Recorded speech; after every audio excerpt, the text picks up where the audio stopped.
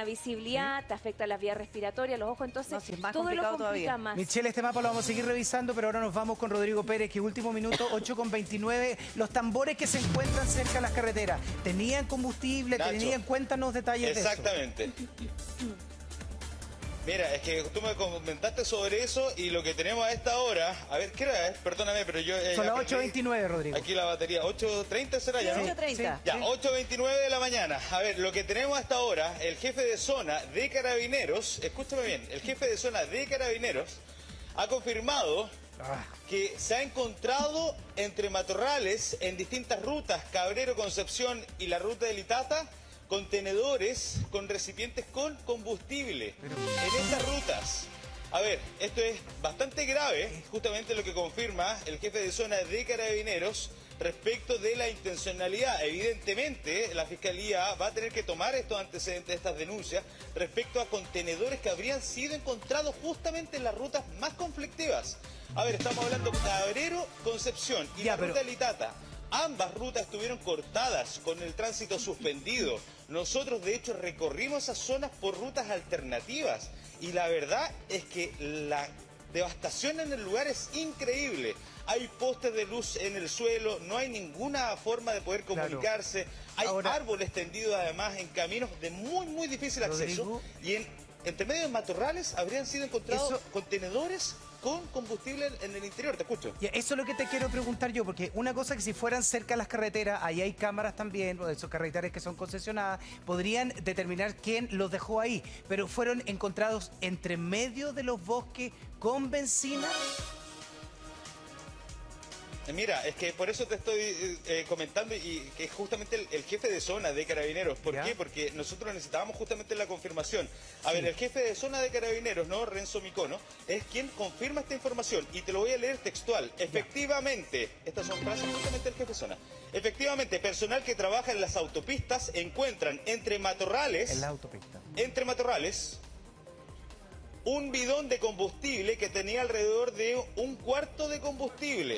Ya lo habían ocupado. Y en el otro sector habían 2 botellas que estaban quemadas, pero también tenían rastrojos y quedaba un poco de líquido acelerante. Esto es sumamente grave.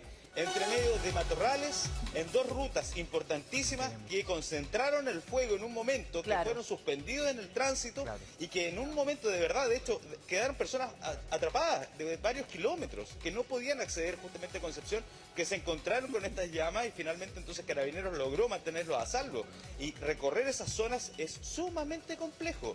No es, a ver, no son caminos pavimentados, ¿no? Los caminos justamente los que van perpendicular a la ruta del Itata.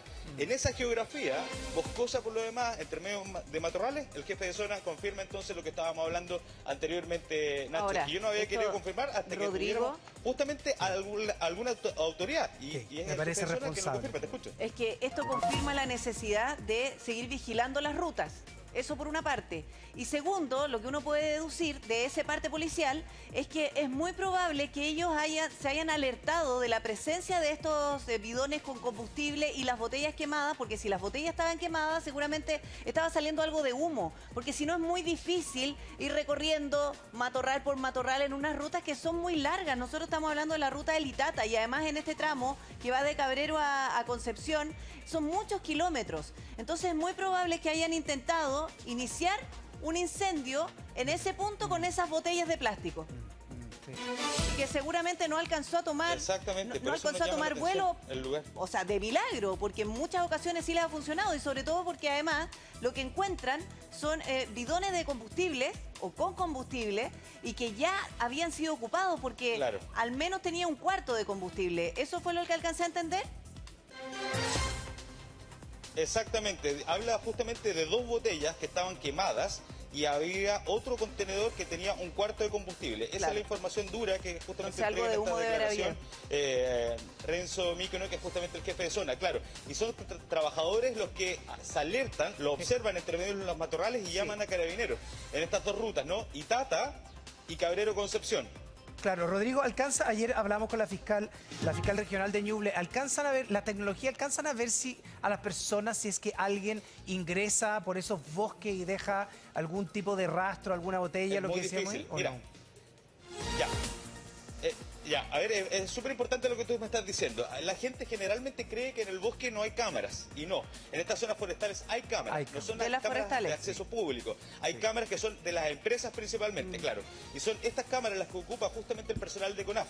Yo tengo gente cercana en CONAF con quienes he podido observar estas cámaras. Ya. Y se ve perfectamente los puntos y los focos que hay que atacar. Son cámaras en altura por lo demás.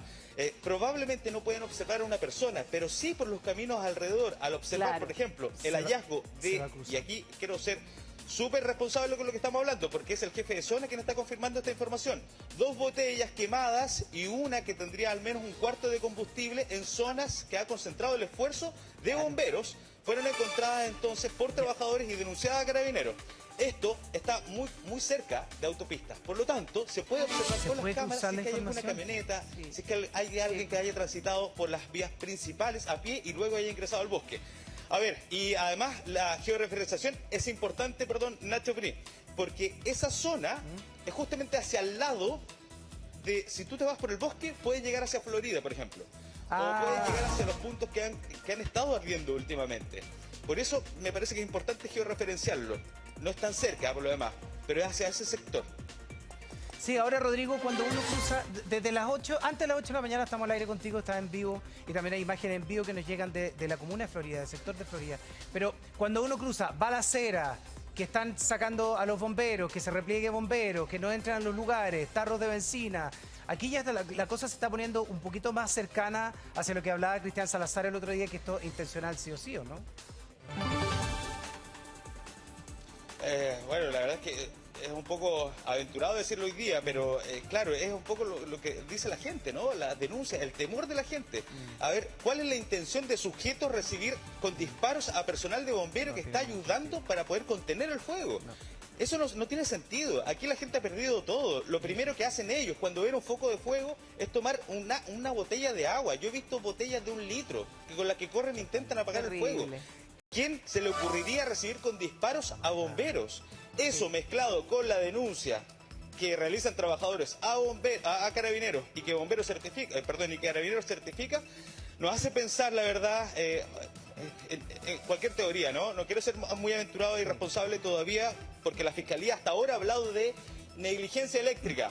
Pero aquí hay más elementos. A mí me tocó más ver... elementos cuando todavía, perdóname, ¿sí? Y esto es lo más crudo, Nacho, cuando nosotros llegamos a Ríos de Chile, la gente, yo no se los quise decir al aire, pero la gente nos hablaba justamente sobre sus vecinos que no lograron arrancar y que estaban a metros donde nosotros estábamos ese día.